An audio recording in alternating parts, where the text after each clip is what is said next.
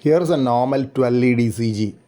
12-lead ECG consists of 3 standard limb leads, leads 1, 2 and 3, 3 augmented limb leads, AVR, AVL and AVF, and 6 chest leads, V1 to V6. All 12 leads have recorded ECG of 3 cardiac complexes in this tracing. There is a long lead 2 recording at the bottom of the tracing, which is a rhythm strip enabling better assessment of the cardiac rhythm. 12 leads can be acquired simultaneously and printed sequentially as in a 12-channel machine, or can be acquired sequentially as in a single-channel ECG machine. This particular tracing was recorded using a 12-channel ECG machine.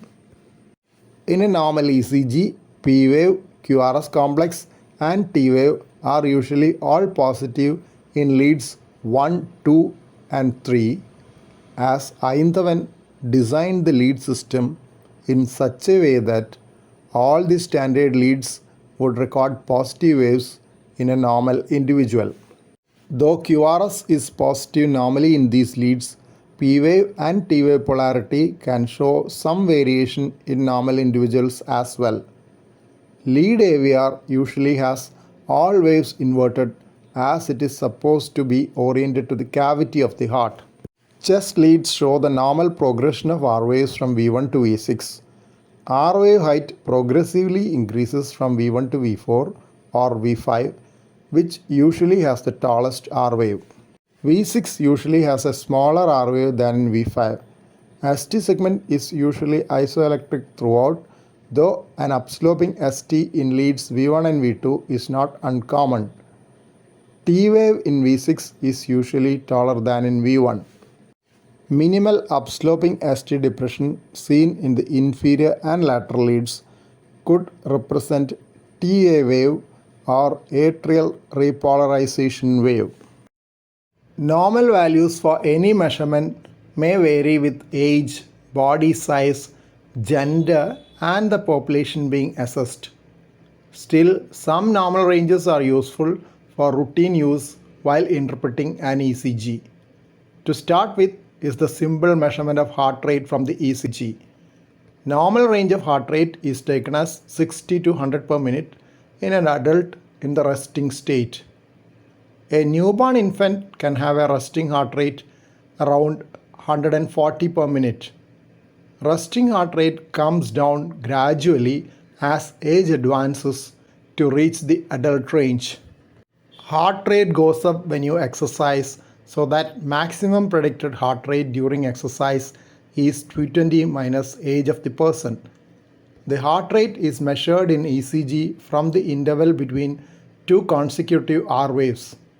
It is actually the rate of the lower chambers or the ventricles.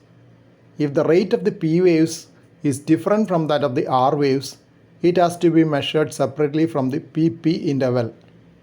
Rate of P waves will give the rate of the upper chambers. Both the width and height of the P are measured to assess enlargement of the upper chambers or the atria. P is due to the electrical activity of the upper chambers known as atria, depolarization. A normal P wave in an adult has 2.5 mm as the upper limit for both width and height in a standard ECG recording at 25 mm per second paper speed. Width is increased in enlargement of the left atrium and height is increased in enlargement of the right atrium. If both are increased, both atria are enlarged. Next is the PR interval measured from the onset of P wave to the onset of QRS complex.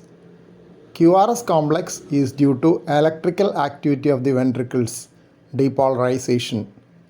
PR interval represents the time taken for the electrical signals to conduct from uppermost part of the atria to the beginning of the ventricles. Normal range of PR interval in an adult is 0.12 to 0.2 seconds. PR interval decreases as heart rate increases, so it is lower in children. The width of the QRS complex is another important measurement. Normally, it is less than 0.12 seconds in an adult. QRS complex, which is 0.12 seconds, 120 milliseconds or more, is called as a wide QRS and indicates slow or abnormal conduction in the lower chambers. It could be due to an electrical block in the conduction system of the ventricles or an abnormal sequence of electrical activation. QRS width is also lower in children due to the faster electrical conduction. Another important interval is the QT interval, measured from the onset of QRS complex to the end of T wave. T wave represents the repolarization of the ventricles, that is, return of the electrical potential to the baseline after the activation during depolarization. Usually, the contraction of the ventricles is over by the end of the T wave. Normally, the QT interval is roughly less than half of the RR interval.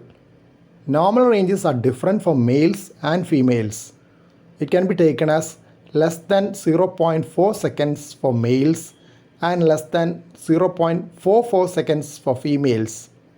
A normal range which is easy to remember is 0.34 to 0.43 seconds. Both abnormally prolonged QT interval and abnormally short QT interval can predispose to serious abnormalities of heart rhythm. PR segment, or the region between the P wave and the QRS, is usually at the same level as the baseline. The region between the T wave and the next P wave is taken as the baseline. ST segment, though supposed to be at the level of the baseline, is usually slightly upsloping and gradually merges with the beginning of the T wave.